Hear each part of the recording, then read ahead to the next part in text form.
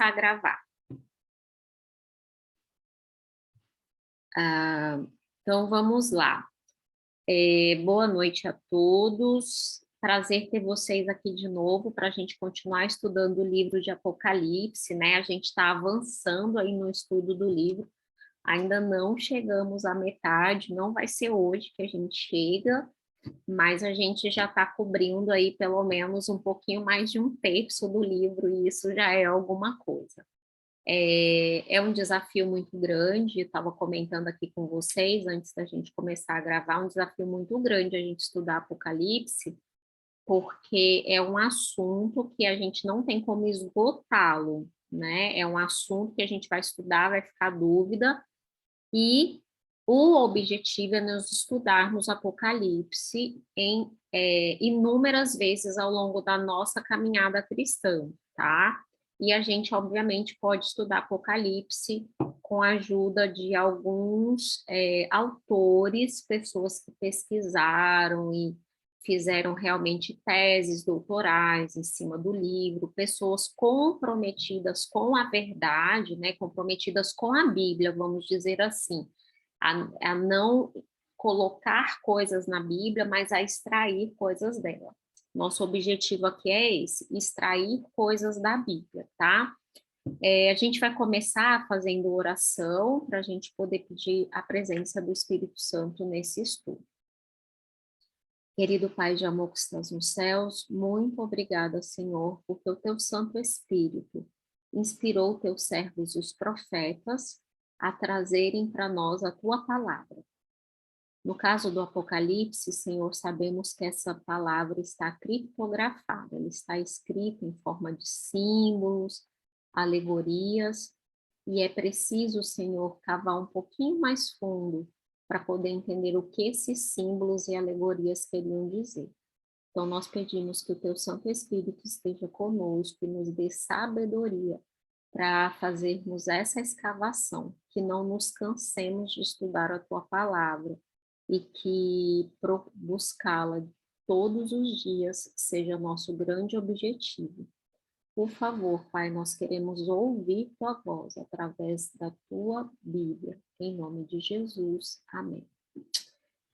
Gente, então hoje a gente começa um tema muito interessante de Apocalipse, né? Que é um dos temas que causa controvérsia. A gente tem algumas interpretações diferentes para alguns toques de trombeta, tá?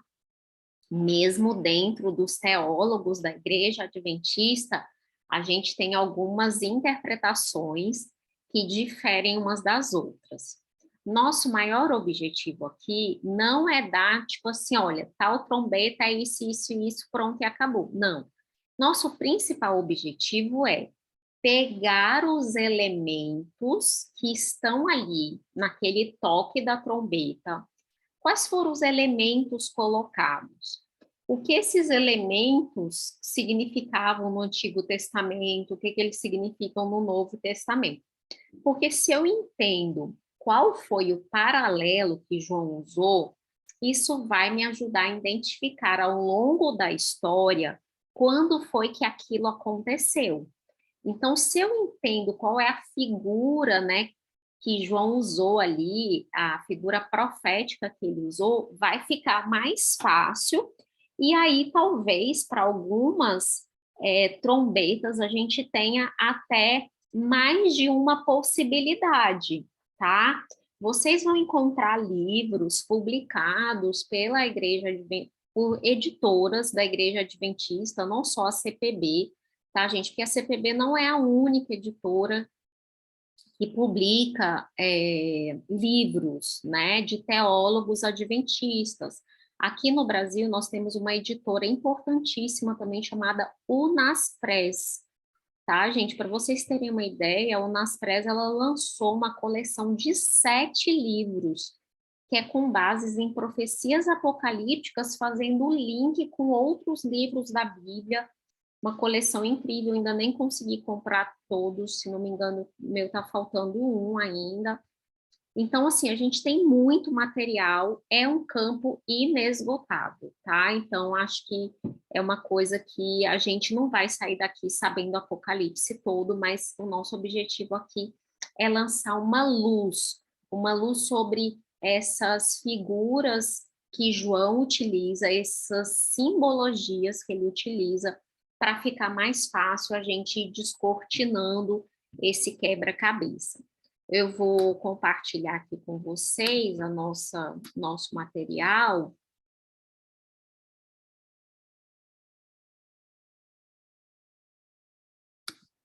Pronto, estão conseguindo ver? Então, né? Ok. Então, tá. Então, estão vendo aí? Eu peguei essa figurinha, achei super interessante. Aqui nós temos 7 anjos tocando 7 trombetas, e nós vamos ver depois que isso aqui realmente é o que acontece em cada uma das trombetas. Muito interessante essa ilustração aqui, tá, gente? E aí a gente, quando eu pego as ilustrações, eu quero realmente tentar ampliar a nossa visão do assunto, assim, né? Eu não pego as figuras, elas não são por acaso. Na verdade, boa parte do tempo que eu gasto preparando a aula é vendo ilustrações que possam combinar, tá? Eu sei que é bobo preparar PowerPoint, e os educadores é, mais modernos dizem, né, que quem usa PowerPoint não tem point, ou seja, a pessoa não tem um ponto, não tem, assim, um conteúdo bom, mas é uma maneira que eu encontro para a gente poder sedimentar e para depois vocês terem um material de apoio para vocês, tá bom? Então, vamos lá. Então, vamos tentar entender essa questão das trombetas, ok?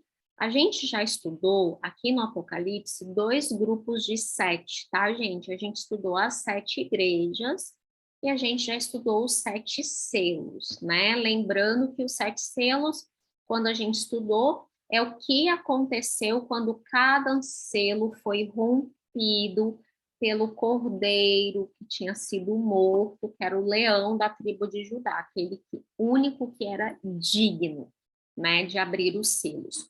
No intervalo entre o sexto e o sétimo selo, nós estudamos Apocalipse 7, né, na aula passada, que era o quê? Era justamente uma era uma intromissão, era uma vírgula no assunto dos selos, um ponto e vírgula, né, gente? Porque o capítulo 7, ele é um capítulo que ele visa responder uma pergunta feita no sexto selo, e a gente viu isso na aula passada, tá? Então, quem não assistiu a aula passada, pode buscar lá. E aí, no capítulo 8 de Apocalipse, a gente começa o estudo das trombetas, que não termina em Apocalipse 9, na verdade termina lá no 11, porque olha só, entre as trombetas também vai ter um intervalo, e a gente vai estudar, e eu vou decidir na nossa próxima aula se a gente vai fazer o intervalo no meio entre elas ou só no final, tá bom? Hoje, nosso objetivo não é esgotar as trombetas, é um conteúdo muito denso, para nós entendermos, porque nosso objetivo não é falar assim, olha, a primeira trombeta foi tal coisa, pronto e acabou. Eu já tive aula assim de Apocalipse, eu já vi aula assim de Apocalipse. Olha, a primeira trombeta aconteceu em tal data e acabou. Mas não é esse o nosso objetivo. O nosso objetivo é entender o que a figura de trombeta é na Bíblia e quais foram as figuras que João utilizou para falar dessas trombetas tocando, porque aí a gente entende e depois fica mais claro para nós entendermos outros símbolos em Apocalipse, tanto que várias coisas que a gente está vendo nas trombetas e que a gente vai ver depois em Apocalipse em outras questões. Então vamos começar entendendo o que eram as trombetas no Antigo Testamento, tá, gente?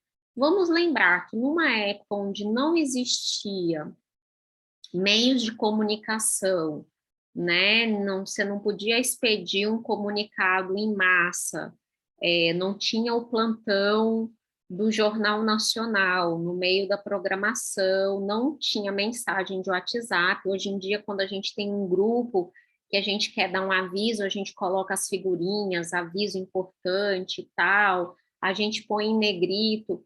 As trombetas, elas nada mais eram do que um meio de comunicação, né? Existiam toques, e isso ainda existe, por exemplo, no meio militar, né? No meio militar, os toques de trombeta, eles têm significados.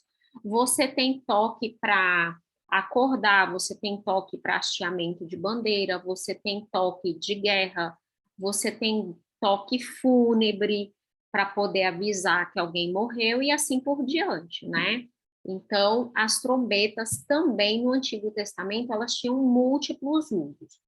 Mas na vida do antigo Israel, elas tinham alguns usos que eram bem específicos. Então, vamos ler lá em Levíticos 25, 9, o primeiro desses usos. Levíticos 25, verso 9, que diz assim, olha: no 7º mês, aos 10 do mês, farás passar a trombeta vibrante. No dia da expiação, fareis passar a trombeta por toda a vossa terra. Ou seja, as trombetas faziam parte das festas religiosas do templo.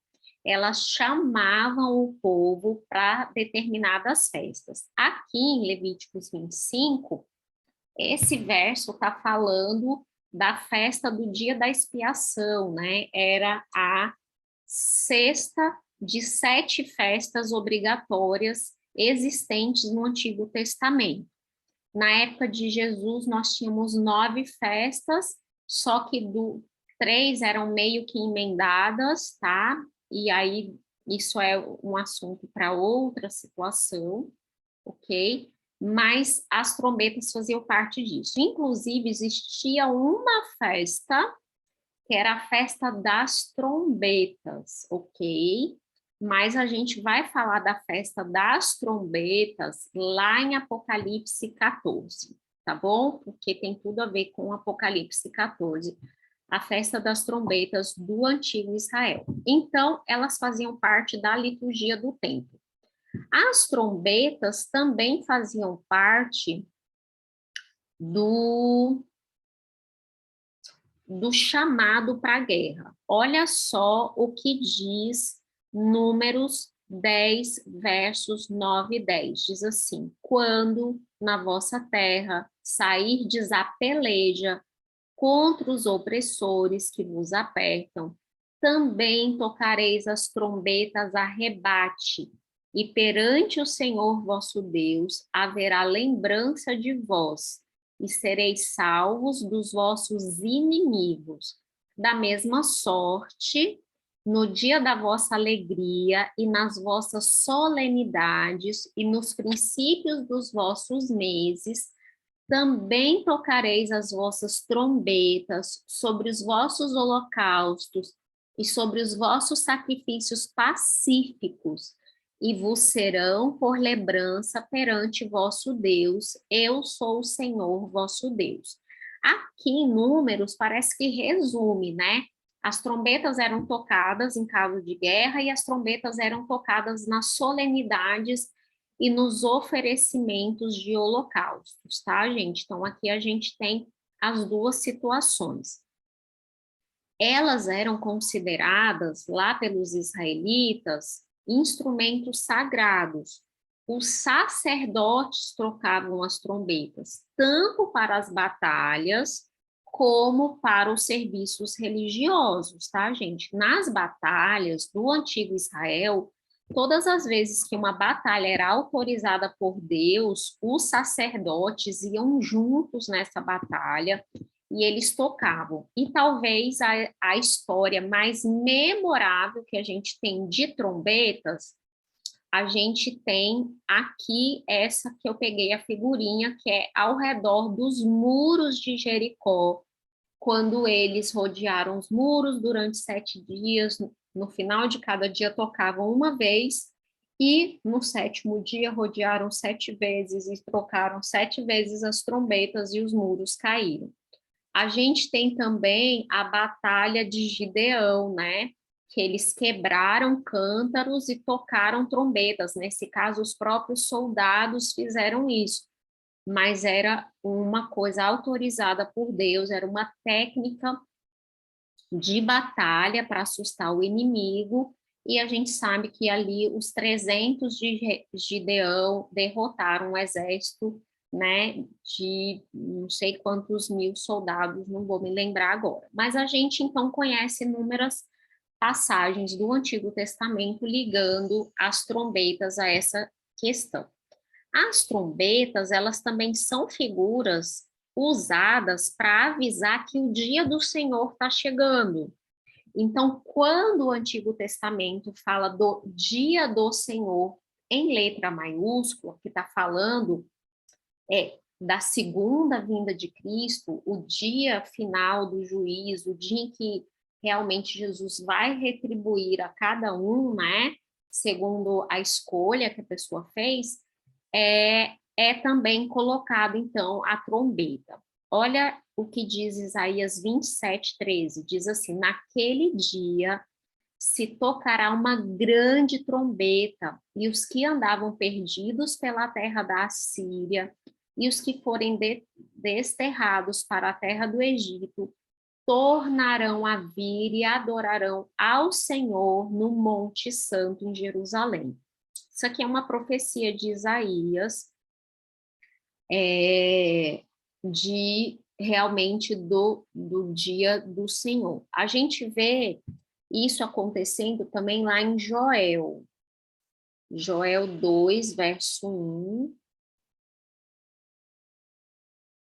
Diz assim, olha, tocai a trombeta em Sião e dai voz de rebate no meu santo monte.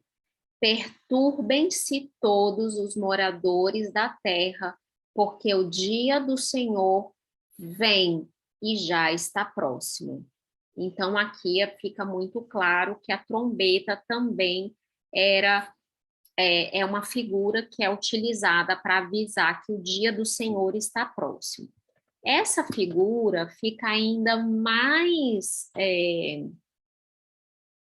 forte no Novo Testamento, porque no Novo Testamento, todas as vezes, com exceção das trombetas de Apocalipse, olha, prestem atenção, com exceção de Apocalipse 8 a 11, todas as outras vezes que a gente vê trombeta aparecendo é para avisar da volta de Jesus. Eu peguei só 2 passagens falando disso, mas a gente tem outras, tá, gente? Mateus 24, verso 31, uma passagem belíssima.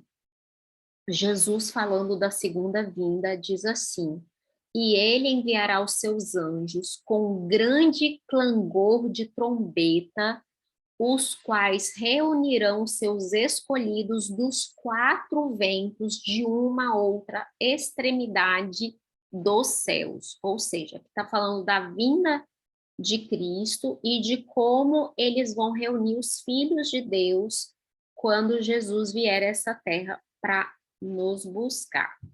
E nós temos uma passagem extremamente emblemática, né? Não é a mais emblemática de toda, mas é uma das, que está lá em 1 Coríntios 15, do verso 51 ao 54, que diz assim: eis que vos digo um mistério, nem todos dormiremos, mas transformados seremos todos, num momento, num abrir e fechar de olhos, ao ressoar da última trombeta. Olha que interessante, né? Paulo falando que vai ter uma última trombeta. Isso quer dizer que vão vir várias antes dessa. Ao ressoar da última trombeta, a trombeta soará.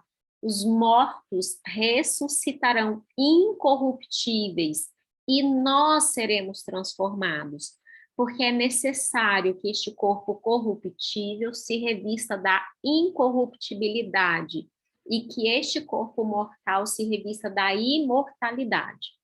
E quando este corpo corruptível se revestir de incorruptibilidade, e o que é mortal se revestir de imortalidade, então se cumprirá a palavra que está escrita: tragada foi a morte pela vitória.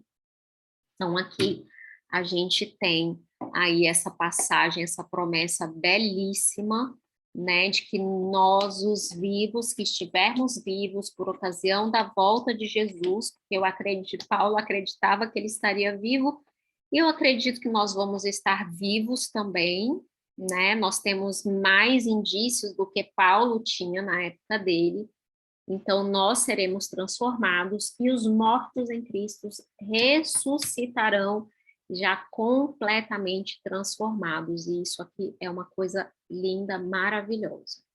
Mas então é assim, no Novo Testamento, todas as vezes que aparece a questão da trombeta, está falando da segunda vinda de Cristo, né? Flávia aqui comentando forte demais. Esses versos são fortíssimos e assim, aqueles que perderam, né, pessoas que têm os seus mortos em Cristo, isso aqui tem que ser realmente um motivo de grande conforto, né, de saber que eles estão dormindo e eles ressuscitarão já transformados, eles ressuscitarão completamente glorificados já. Então, com exceção de Apocalipse de 8 a 11, todo lugar no Novo Testamento onde você vê trombeta tocando é volta de Jesus. E no Antigo Testamento, a gente tem o caráter profético das trombetas falando do dia do Senhor, e a gente tem o caráter que não era profético, que era real, né?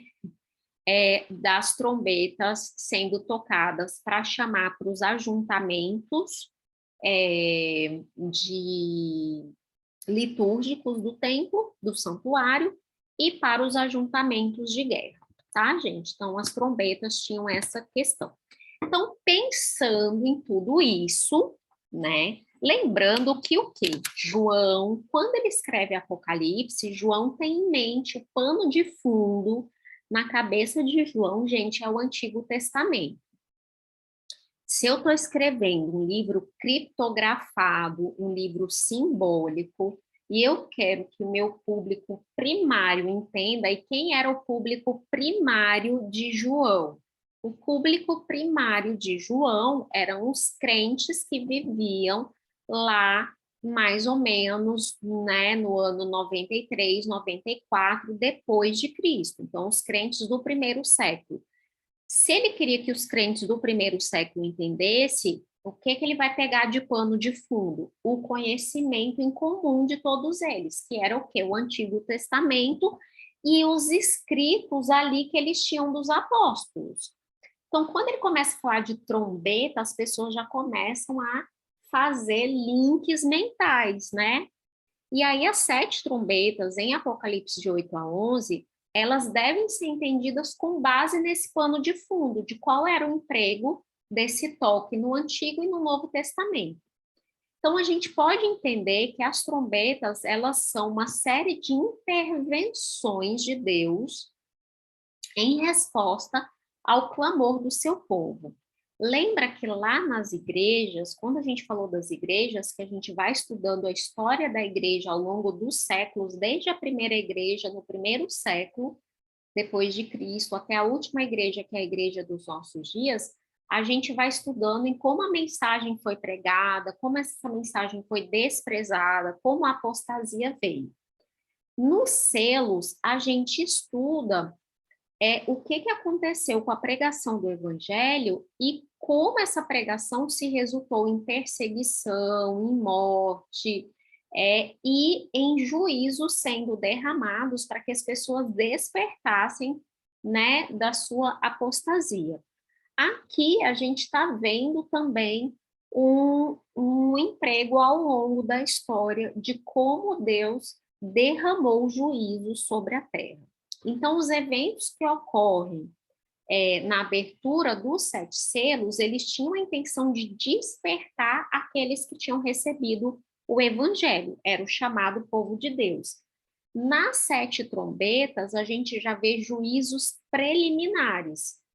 É como se as trombetas elas dessem um sentido de urgência, como a gente vê no Antigo Testamento. No Antigo Testamento, a gente tinha as trombetas no sentido de urgência, né? A festa das trombetas, por exemplo, ela era para isso.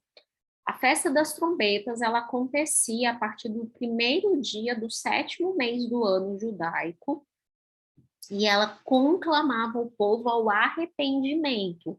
Por quê? Porque no 10º dia do 7º mês seria feito o dia da expiação, e todo aquele que tivesse pecados que não tivessem sido confessados, essa pessoa poderia ser exterminada do meio do povo. Essa era a promessa de Deus, que ele apagaria aquela pessoa do meio do povo. Então, as trombetas, elas tinham um sentido de urgência, a necessidade premente para que o arrependimento acontecesse.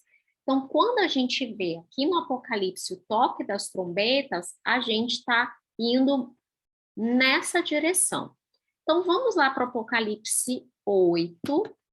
A gente vai ler os versos de 2 até o 6. Por que a gente não vai ler o 1? Porque no 1 a gente tem a abertura do 7º selo, né? Então, a abertura do 7º selo nós já estudamos 2 semanas atrás, e agora nós vamos estudar a abertura não, já, o toque das trombetas, tá, gente? Então, verso 2 até o verso 6.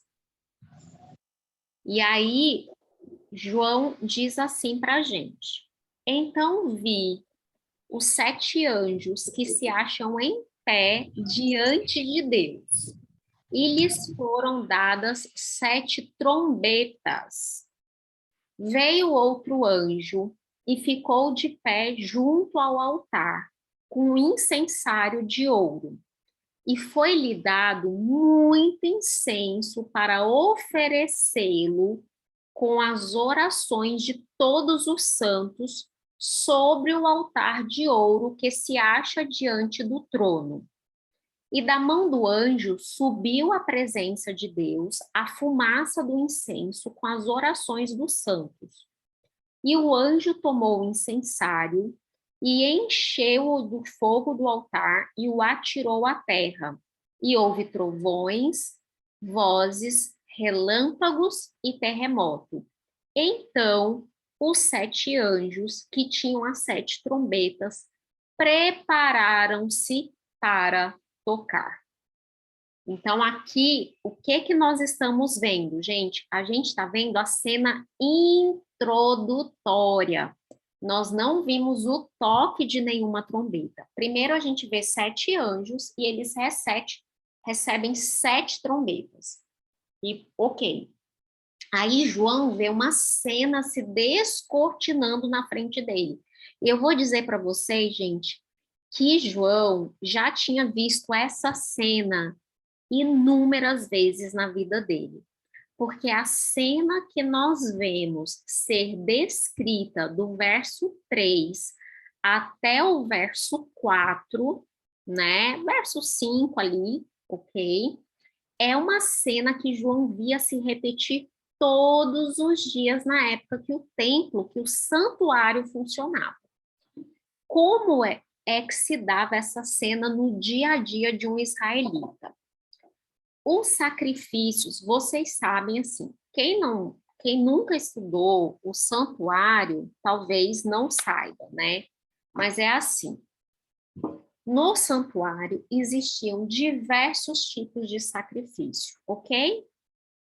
Existiam sacrifícios de gratidão, existiam sacrifícios de confissão de pecados. Então, se eu tinha um pecado específico, eu pegava um cordeirinho de 1 ano, eu levava até o templo, eu impunha minhas mãos sobre o cordeirinho, confessava sobre ele o meu pecado, eu, adorador, cortava a cabeça, o pescoço do cordeirinho, o sacerdote pegava aquele sangue, derramava ali ao redor do altar de sacrifício, pegava, separava um pouquinho numa bacia para poder levar lá para dentro do santuário, para colocar no altar de incenso, que ficava lá diante da cortina, e queimava esse cordeiro em cima do altar de sacrifício, que era o altar de bronze que ficava do lado de fora. Então, esse era o sacrifício que era feito quando alguém pecava.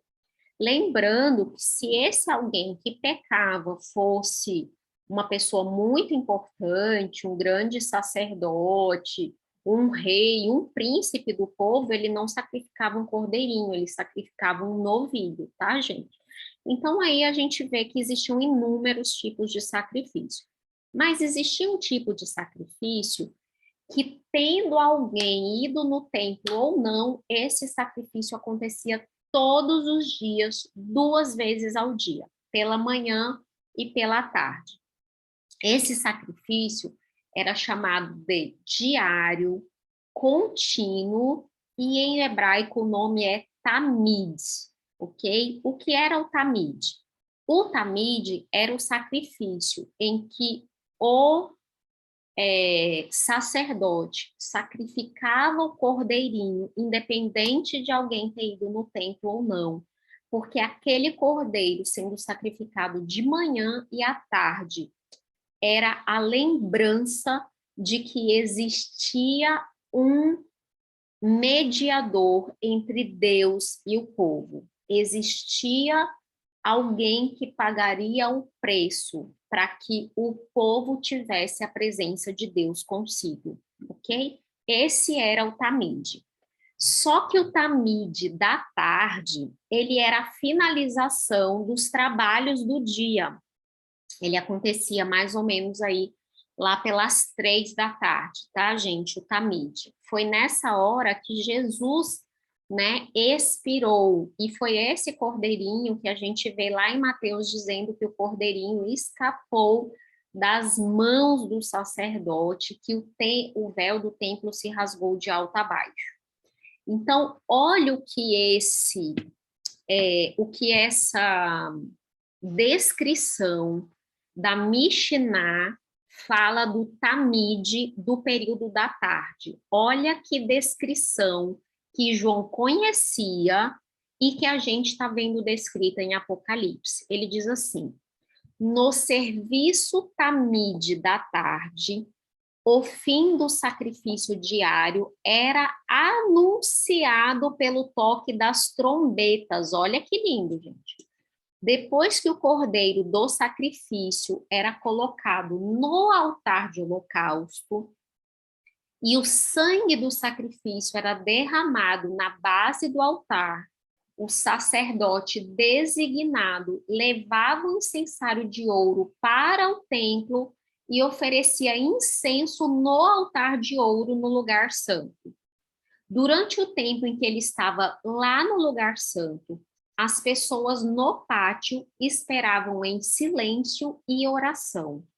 Quando o sacerdote saía para abençoar o povo, os 7 sacerdotes tocavam suas trombetas, sinalizando o fim da cerimônia diária do sacrifício. Gente, vocês percebem que essa descrição é exatamente o que João está descrevendo? E se a gente pegasse uma porção maior aqui dessa Mishnah, a gente vai ver que esse sacerdote, ele também atirava o incensário à terra, entendeu? Indicando que Deus faria algo em resposta às orações dos santos, porque quando se pegava brasas vivas do altar de sacrifício lá de fora, o altar do holocausto, que era um altar de bronze, e se levava para dentro, oferecia aquele incenso ali ao redor do altarzinho de ouro que ficava dentro do local santo. Você estava levando as petições, simbolicamente, as petições do povo em frente ao trono de Deus, ok?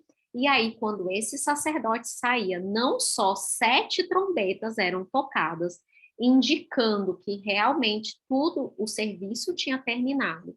Como ele também atirava, muitas descrições dizem que ele atirava à terra o incensário de ouro, indicando que Deus responderia às orações. E o que foi que João acabou de descrever para a gente? Um anjo em pé junto de um altar. Então, esse altar que ele está em pé só pode ser o altar de sacrifício, porque depois ele pega esse incensário e vai lá para o outro altar e oferece no outro altar as orações dos santos diante do trono. E o que João está dizendo é assim, gente, João está escrevendo isso para cristãos, para judeus convertidos que não tinham mais o templo. Você imagina a emoção dessas pessoas ao lerem essas palavras. Você imagina, porque os judeus, eles tinham no coração de que, mesmo os cristãos, de que aqueles rituais, eles eram a certeza de que Deus estava ouvindo eles. Então, você imagina um judeu convertido do primeiro século, lendo essa descrição de João, e aqui o que João está dizendo é assim: não precisa ter medo, a sua oração está sendo ouvida, ela continua sendo levada direto ao trono de Deus. É muito lindo, gente, porque aqui ele fala, olha, para oferecê-lo, olha o verso 3, foi-lhe dado muito incenso para oferecê-lo sobre o altar de ouro que se acha diante do trono. O que João está falando para a gente? Tem anjo levando as nossas orações direto para o trono da graça.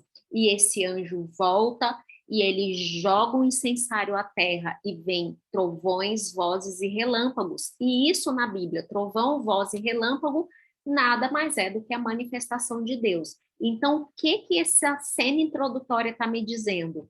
Deus está respondendo às orações. Os 7 anjos estão preparados para tocar, avisando que o sacrifício foi feito e Deus vai responder o seu povo.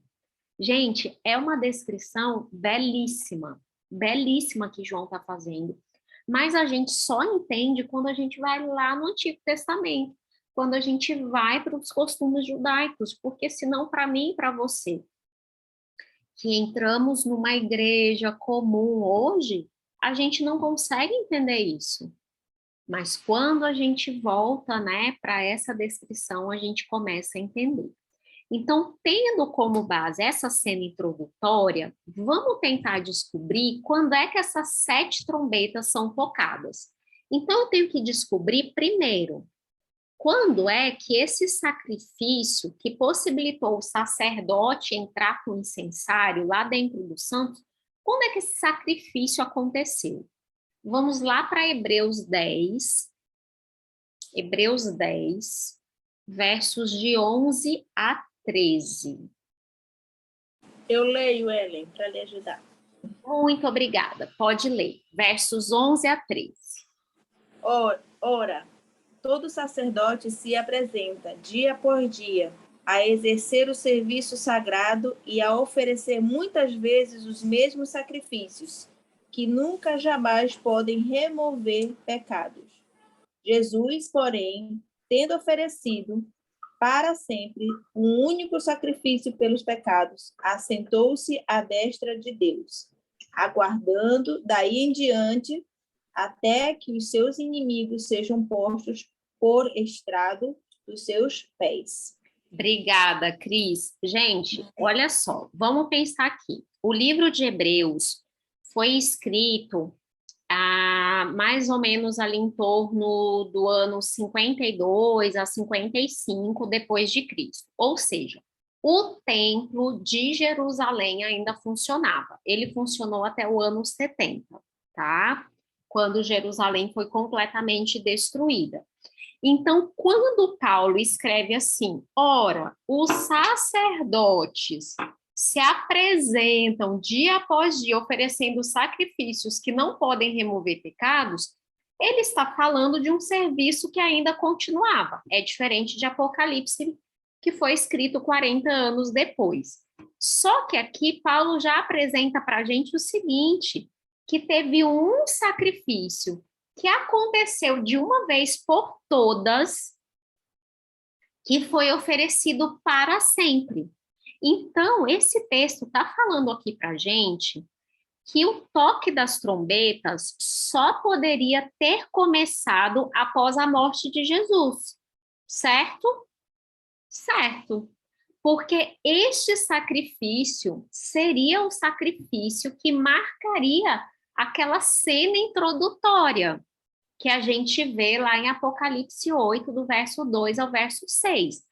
Para o sacerdote entrar dentro do templo carregando o incensário, tinha que ter acontecido um sacrifício do lado de fora, gente.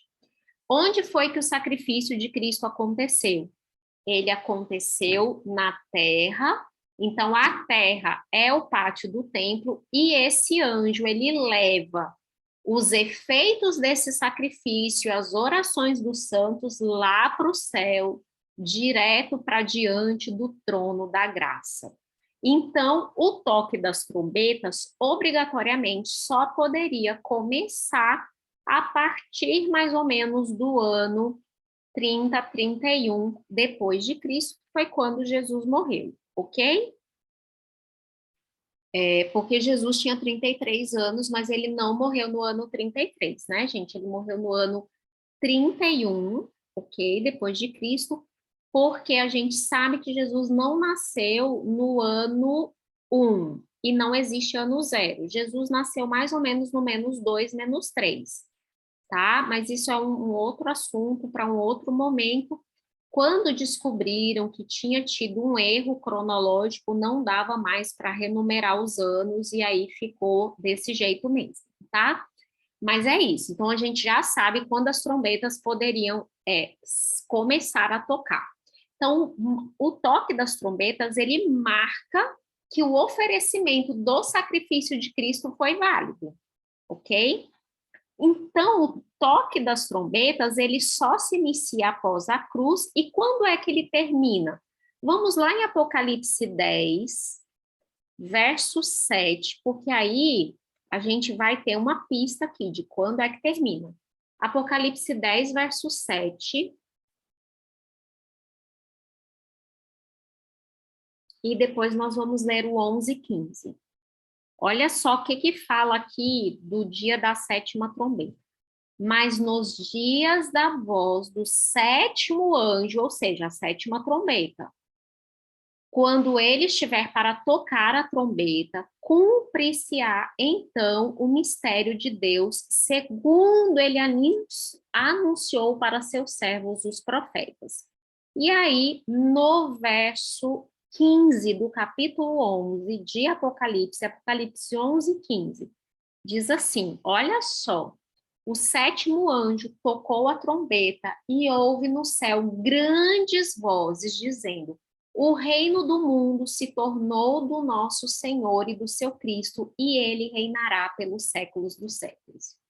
Gente, aqui eu tenho a volta de Jesus. É o reino instaurado, reino físico de Cristo, ok? Então, olha só como a gente tem as trombetas começando lá depois da cruz e as trombetas terminando com a sétima trombeta na instauração do reino físico de Cristo, ok?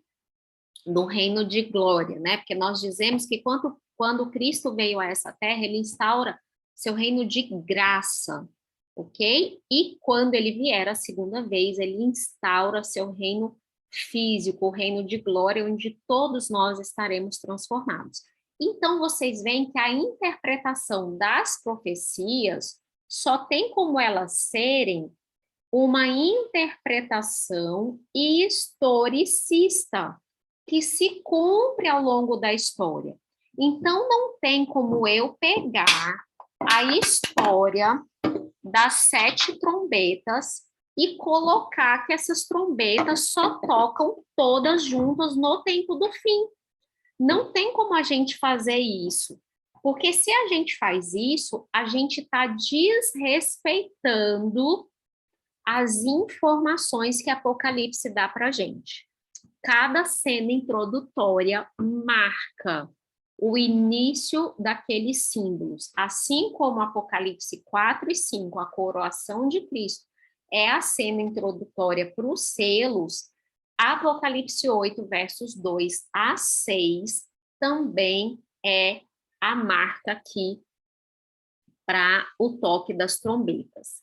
Lá no verso 5, olha o que acontece, a gente já viu isso, né? O anjo tomou o incensário, encheu-o do fogo do altar e o atirou à terra. E houve trovões, vozes, relâmpagos e terremoto. Não é a primeira vez que essa figura acontece, tá, gente? Essa figura profética aqui aconteceu lá em Ezequiel, tá? E ela tem um significado, que é o significado de lançar juízos, ok? Olha o que tem lá em Ezequiel 10, versos 1 e 2. Eu leio ela. Pode ler, por favor.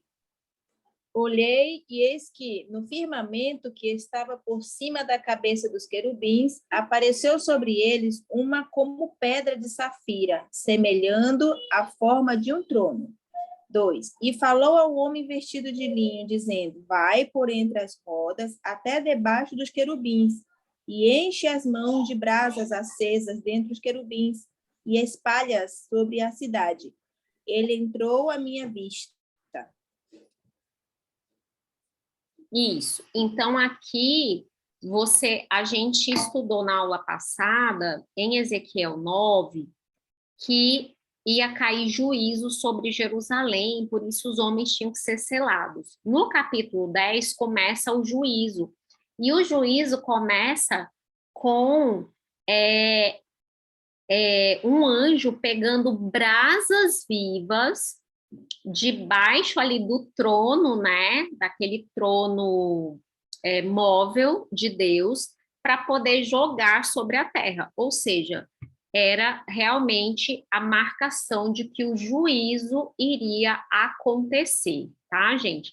Então, a gente vê aqui que essa figura de você lançar brasas à terra é uma figura que, quando João relatou para o seu público primário, eles entenderam que isso significa que juízos cairiam sobre a terra. E aí, quando esses juízos vão cair sobre a terra, o verso 6 diz assim, verso 6 de Apocalipse 8. Então, os 7 anjos, que tinham as 7 trombetas, prepararam-se para tocar. E agora nós vamos ver o toque das trombetas, ok?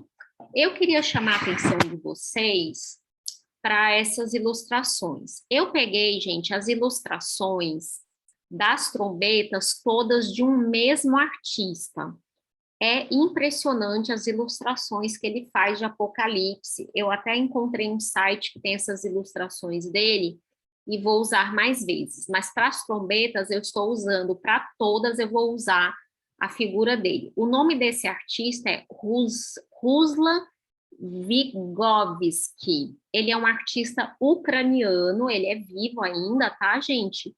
E ele é de Kiev. E, obviamente, agora com essa coisa da guerra, eu não sei se ele está lá, mas eu deixei aqui uma notinha, porque eu queria realmente citar para vocês, porque as ilustrações dele são belíssimas e vocês vão ler.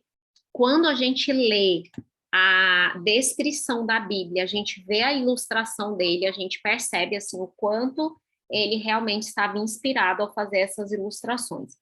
Não consegui encontrar de saber se esse homem é cristão.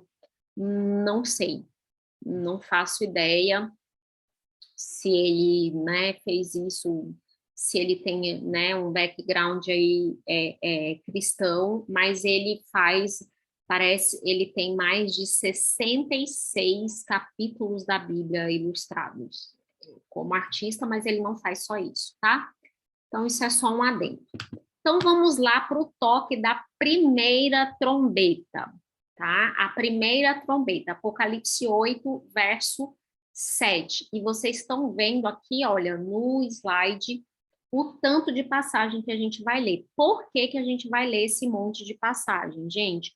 A gente vai ler esse monte de passagem para entender a simbologia que João usou. Ou seja, então, para um único verso, olha o tanto de passagem que a gente tem para entender a simbologia. Ele diz assim: o primeiro anjo tocou a trombeta e houve saraiva e fogo de mistura com sangue e foram atirados à terra. Foi então queimada a terça parte da terra e das árvores e também toda erva verde.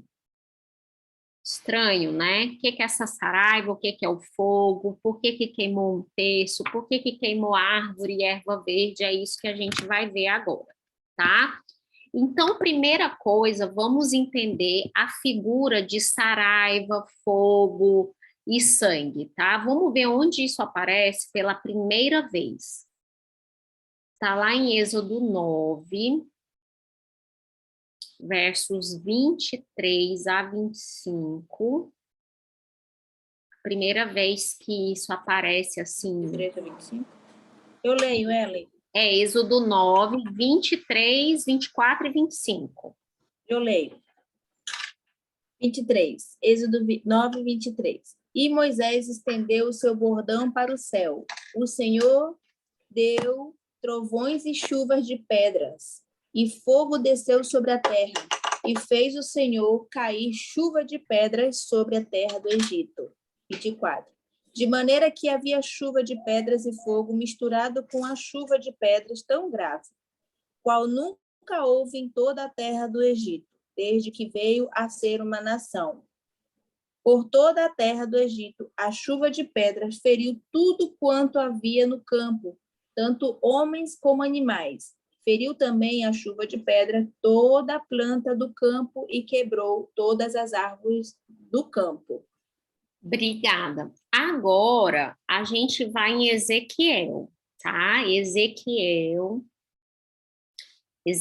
13. Peraí, Tomás, não. Ezequiel 13, verso 8 e 9.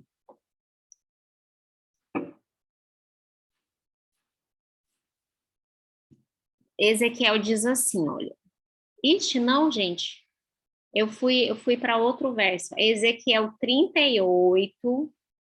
Olha eu misturando as coisas. Ezequiel 38, 22 e 23. Ezequiel 38, 22 e 23 diz assim: contenderei com ele por meio da peste e do sangue, chuva inundante, grandes pedras de saraiva, fogo e enxofre, farei cair sobre ele, sobre as suas tropas e sobre os muitos povos que estiverem com ele.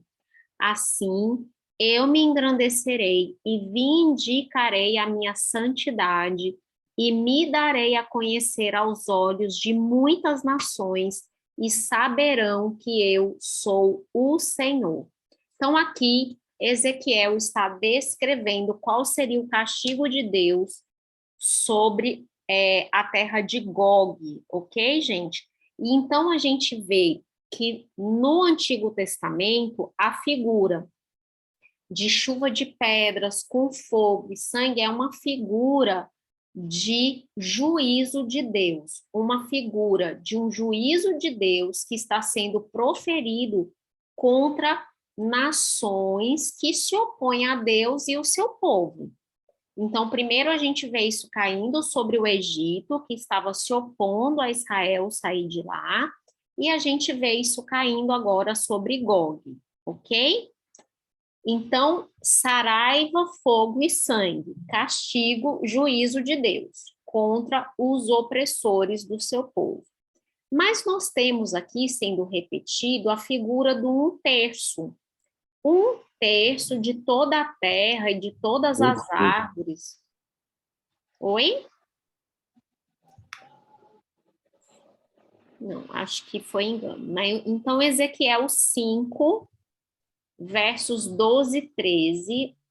Vamos ver essa figura dizendo aqui. Posso ler? Pode, por favor.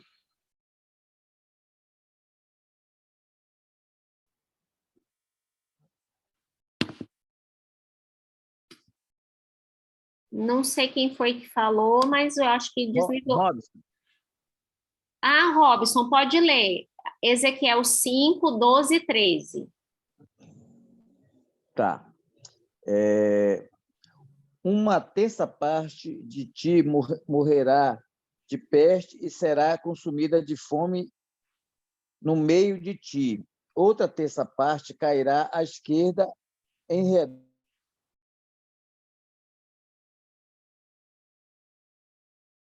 dos ventos, e desembainharei a espada atrás dela.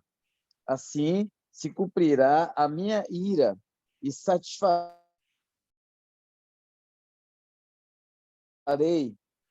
saberão que eu sou o Senhor.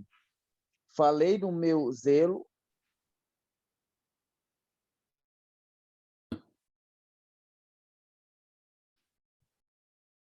Ô, Robson, teu microfone está falhando um pouquinho, mas eu acho que o pessoal está acompanhando aqui. Muito obrigada, né?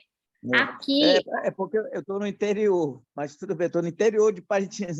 Tá Desculpa aí. bom, mas olha, a internet tá é assim mesmo. Às vezes, para funcionar melhor o microfone, depois quando você for ler de novo, é só desligar a câmera que o microfone funciona melhor, porque aí consome menos, né, internet. Mas aqui a gente vê Ezequiel contando. Mesmo, eu estou acompanhando. A aula está falhando porque realmente o tempo de chuva aqui atrapalha, mas dá para me acompanhar. Desculpa Tá, aí. obrigada, Robson. E aí a gente vê aqui Ezequiel, gente, falando. Na verdade, quando a gente estuda o livro de Ezequiel, sempre que Deus fala dos juízos que cairia sobre Jerusalém, ele fala assim: um terço eu vou matar de peste, um terço vai cair a espada, e um terço será poupado. Ele vai usando essa figura do um terço. E essa figura do um terço, ela também é usada lá em Zacarias. Zacarias 13, verso 8 e 9 diz assim: olha, em toda a terra, diz o Senhor, 2 terços dela serão eliminados e perecerão, mas a terceira parte restará nela. E farei passar a terceira parte pelo fogo, e a purificarei como se purifica a prata, e a provarei como se prova o ouro. E ela invocará o meu nome, e eu a ouvirei. E direi, é meu povo, e ela dirá, o Senhor é meu Deus. Então, aqui, a gente não tem subsídios para transformar esse um terço em uma quantidade real, tá, gente? Em Apocalipse.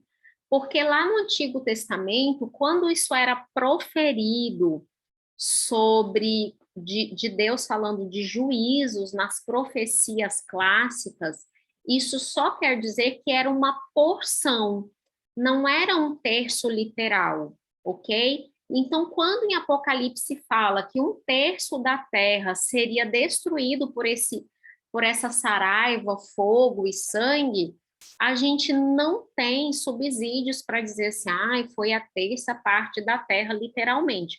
Então, parece que é uma figura extraída do Antigo Testamento para dizer que era uma porção. Só que a gente tem uma questão que é assim, está falando que vai destruir as árvores e a erva verde. E isso tem que ter algum significado muito importante, tá? Então, vamos entender o que é, em profecia, ou em figura alegórica, o que é árvore e erva verde. Porque aí a gente vai descobrir o que Deus iria deixar destruir, né, nesses juízos da primeira trombeta, porque lembrando que o toque das trombetas é anúncio de juízo, ok? Então vamos ver o significado desses termos lá em Salmo 52, verso 8. Salmo 52, verso 8, diz assim: Quanto a mim, porém, eu sou como a oliveira verdejante na casa de Deus. Confio na misericórdia de Deus para todo sempre. Gente, essa figura de árvores representando o povo de Deus é uma figura que o próprio Jesus utiliza. É uma figura que Paulo utiliza. Olha só, Salmo 92, versos 12 a 14. O justo florescerá como a palmeira, crescerá como o cedro do Líbano, plantados na casa do Senhor. Florescerão nos átrios do nosso Deus. Na velhice darão ainda muito fruto e serão cheios de seiva e de verdor. Então, árvore é uma figura de linguagem para homens, particularmente povo de Deus, ok? Então, tá ficando quente aqui a nossa coisa, porque a gente está vendo juízos que cairiam, será que sobre o povo de Deus? Vamos ver Isaías 40, versos de 6 a 8, porque lá fala que destruiria a árvore e a erva verde, né? Eu leio, Ellen. Pode ler. Isaías 40, do 6 a 8. Uma Isso. voz diz, clama, e alguém pergunta, que hei de clamar? Toda a carne é erva, e toda a sua glória, como a flor da erva. Seca-se a erva e caem as flores, soprando nelas o hálito do Senhor. Na verdade, o povo é erva. Seca-se a erva e cai a sua flor, mas a palavra de nosso Deus permanece eternamente. Obrigada. Vira aí algumas páginas para a gente, Cris, e vai lá para o 44, versos 2 a 4, para ficar mais claro essa questão aí das ervas e tal. Certo, vou lendo. 44, 2 a 4. Assim diz o Senhor, que te criou e te formou desde o ventre e que te ajuda. Não temas, ó Jacó, servo meu, ó amado, a quem escolhi, porque derramarei água sobre o sedento e torrentes, sobre a terra seca. Derramarei o meu espírito sobre a tua posteridade e a minha bênção sobre os teus descendentes. E brotarão como a erva, como o salgueiro junto às correntes das águas. Muito obrigada. Então, aqui, gente, olha só, árvore e erva verde era símbolo do povo de Deus, o povo da aliança, ok? Porque ele diz que era erva verde. Olha só, né? A árvore e erva verde. Mas aí você pode perguntar, mas Ellen, você está dizendo que o primeiro juízo cai sobre o povo da aliança? Né, a primeira trombeta, ela é tocada e é o povo da aliança que passa por esse juízo? Vamos ver algumas coisas no Antigo e no Novo Testamento corroborando essa ideia. Então, Jeremias 11, versos 16 e 17. Jeremias 11, verso 16 e 17. Quer que eu leia, Ellen?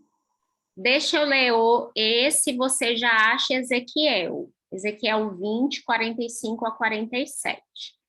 Aí lá em Jeremias diz assim: o Senhor te chamou de oliveira verde, formosa por seus deliciosos frutos, mas agora a voz de grande tumulto acendeu fogo ao redor dela e consumiu seus ramos, porque o Senhor dos exércitos que te plantou pronunciou contra ti o mal pela maldade que a casa de Israel e a casa de Judá para si mesmas fizeram, pois me provocaram a ira, queimando incenso a Baal.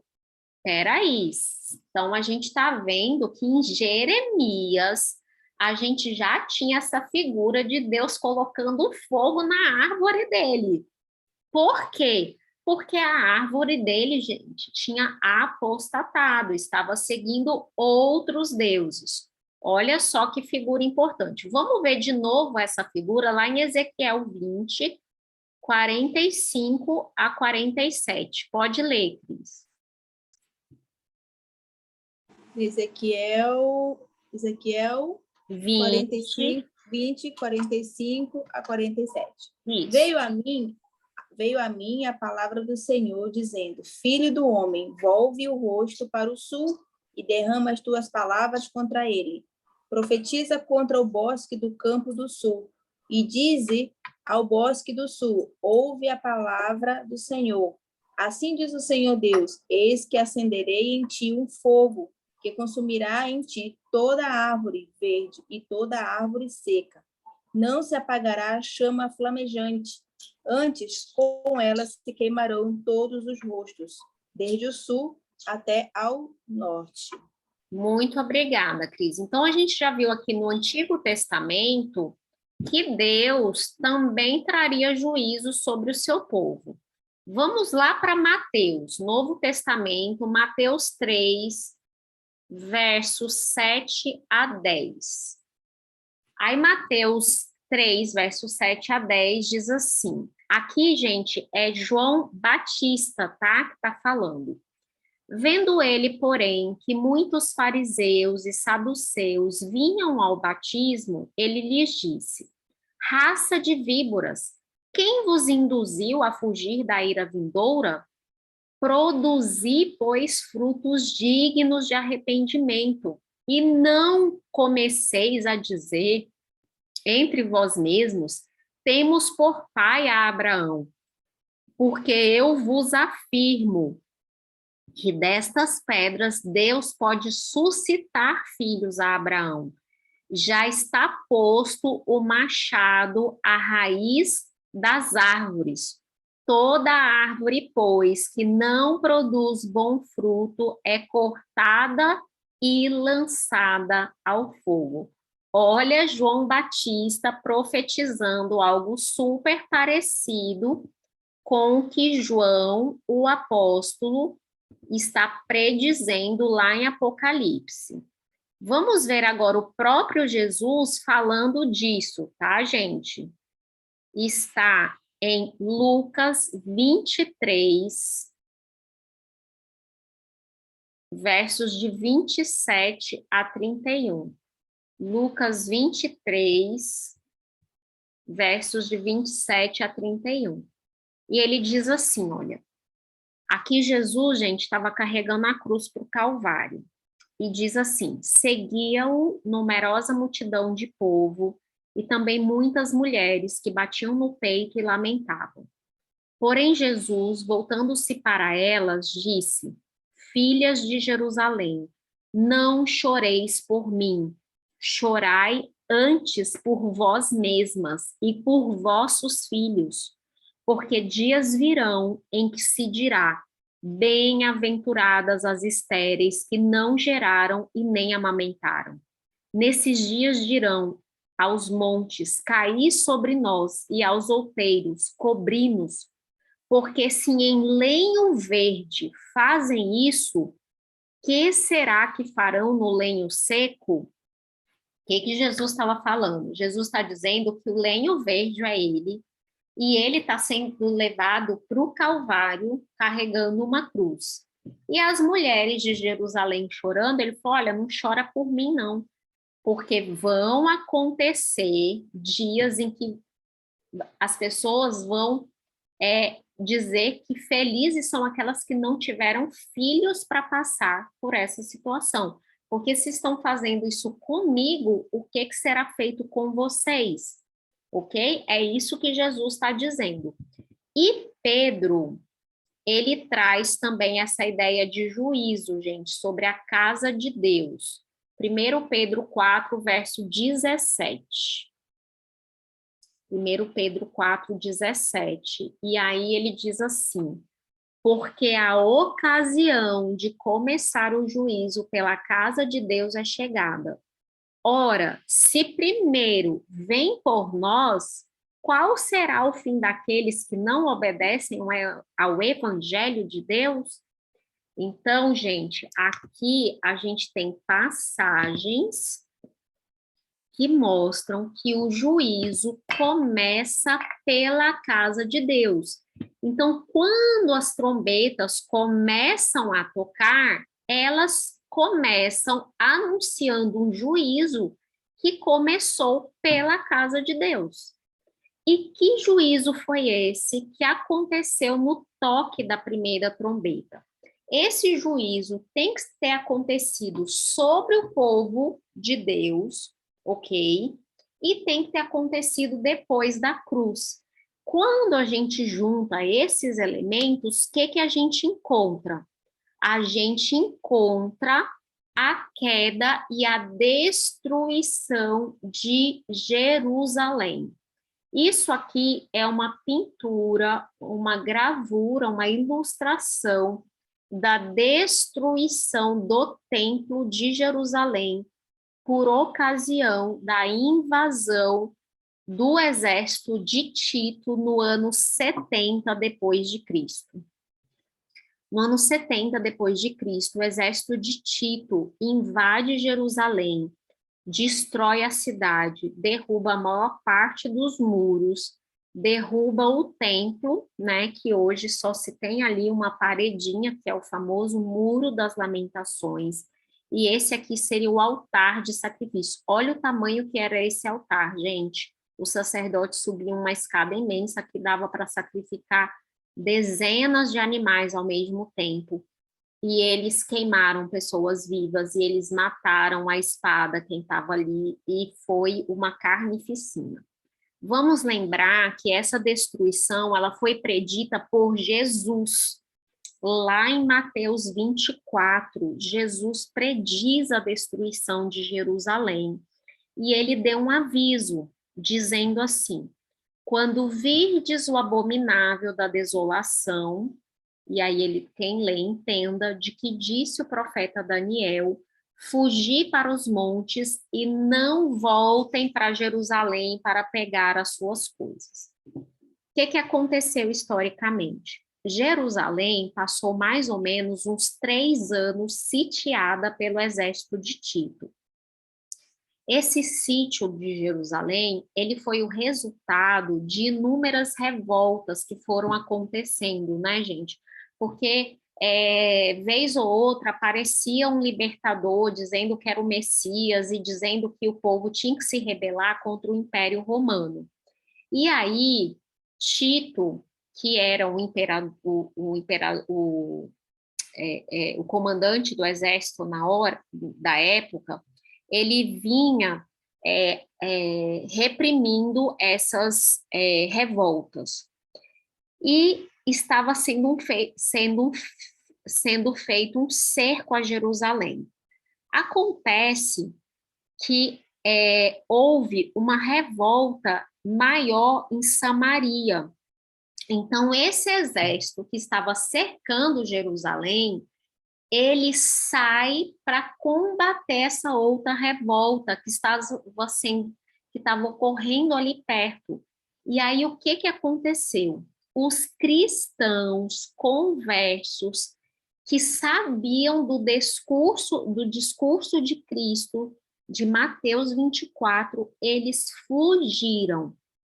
E o historiador judeu Flávio Joséfo diz que na tomada de Jerusalém não morreu um único cristão converso, porque eles tinham fugido quando o exército promoveu essa debandada temporária, porque quando o exército retornou, ele já retornou massacrando a cidade inteira, tá?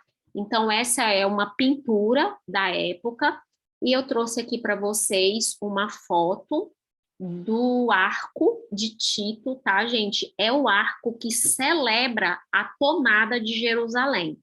Esse arco está lá na região do Fórum Romano, fica, na verdade, talvez a 1 quilômetro ou menos do Coliseu, tá? Era a região ali do Fórum Romano, onde tinham templos e palácios ali de Roma. E isso aqui é um detalhe das gravuras feitas aqui nessa construção. E nesse detalhe você vê soldados romanos carregando o candelabro de ouro do templo. Isso quer dizer que eles tomaram, né, o templo, eles saquearam o templo e eles pegaram todas as coisas de ouro. E vamos lembrar que esse candelabro, né, a menorá, era feito de ouro maciço, tá, gente? Era praticamente da altura de um homem, de ouro maciço, e eles levaram isso. Então, isso aqui é cumprimento de profecia. Então, é muito emocionante quando a gente vê isso, porque a gente vê uma profecia que foi cumprida, uma profecia dada por Jesus, né, que foi cumprida, e que na época de João, que João escreve o Apocalipse, já tinha sido cumprida. Então, você vê que o judeu, quando ele lê a primeira trombeta, que ele vê que as árvores seriam destruídas e a erva seria destruída, ele já entende logo, isso aqui foi o juízo que caiu sobre o povo de Deus. Então, ele já compreendia, porque ele já entendia a figura de árvore e erva, ele já entendia a figura da saraiva, do fogo. Então, quando a gente entende essas figuras, a gente entende quando foi que essa profecia se cumpriu. É lógico que essa destruição, né, de Roma, sobre Jerusalém, isso é uma coisa que tem inúmeros capítulos, né, ao longo de alguns anos, mas toda ela se culminou ali no ano 70 depois de Cristo, tá? Então, esse é um cumprimento profético que a gente vê da primeira trombeta. E nós hoje vamos já encerrar, tá, gente? Porque ainda tem 6 trombetas pela frente e a gente vai fazer uma construção de raciocínio em cada uma delas. A partir de agora, provavelmente vai ser mais rápido, porque a gente já entendeu o que é a trombeta tocando, que é um juízo que está caindo. Então, a gente já vai pegando esses elementos e já vai construindo aqui a nossa questão histórica, tá? Então, na nossa próxima aula, a gente já vai ver da trombeta 2 em diante, ok? Na próxima semana, nós não vamos ter aula. Eu aviso para vocês no domingo de novo, caso vocês esqueçam, também talvez vai ter gente que não está aqui, que vai querer assistir a aula. Eu vou estar num evento cristão ocupada e eu não tenho como estar disponível neste momento na internet. Então, a gente não vai ter aula semana que vem. Então, nossa próxima aula será, hoje é 19 de junho, então, na próxima semana, nós temos, dia 26, nós não teremos aula e nossas aulas retornam em julho, dia 3 de julho, primeiro domingo de julho, tá, gente? Então, a gente retoma as aulas dia 3 de julho, tá? Então, semana que vem, um tempinho aí, quem perdeu alguma aula, é bom que dá tempo de ver, tá bom? Então, muito interessante a gente ver como as profecias de Apocalipse se cumpriram ao longo da história. Imagina se a primeira trombeta foi essa, imagina que vem muita coisa interessante. Quem gosta de história, isso se amarra. E é claro que isso aqui, se tiver alguém aqui que é versado nessa área, teria muito mais coisa para falar, né, gente? Porque realmente uma coisa apaixonante quando a gente vê a Bíblia se unindo com essas questões todas, tá? Obrigada a presença de todos vocês. Vamos fazer nossa oração então, tá bom? Querido Pai de amor que estás nos céus, muito obrigada, Senhor, porque nós sabemos que as nossas orações chegam diante do teu trono de graça. Nós sabemos que Deus não está em silêncio. Ele está ativamente trabalhando na história e intervindo de acordo com a sua santa e bendita vontade, Senhor, para realmente dar o fim que nós desejamos. Porque, como o próprio Jeremias diz, que o Senhor é quem sabe os pensamentos que tem ao nosso respeito. Muitas vezes, ao olharmos as coisas ruins que acontecem, as dificuldades, nós podemos pensar que o Senhor está em silêncio. Mas a história não mostra isso. A história mostra que sim, os teus juízos caem e as suas respostas vêm diante daqueles que oprimem o teu povo e que realmente rejeitam a ti como Deus verdadeiro. Obrigada, Senhor, porque o teu Santo Espírito nos mostra todas essas coisas. Esteja conosco durante essa semana, seja com cada um de nós, em nome de Jesus. Amém. Feliz semana, gente.